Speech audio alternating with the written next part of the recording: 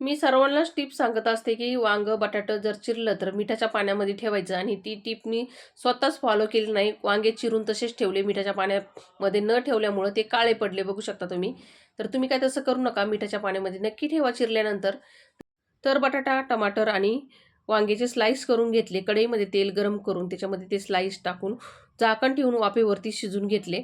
पाणी न टाकता वाफेवरती शिजायचे. नंतर झाकण काढून असे मॅश करून घेतले आणि ते मिश्रण बाजूला काढून घेतलं. कढईमध्ये तेल गरम करून त्याच्यामध्ये जिरा, कढीपत्ता आणि कांदा टाकला.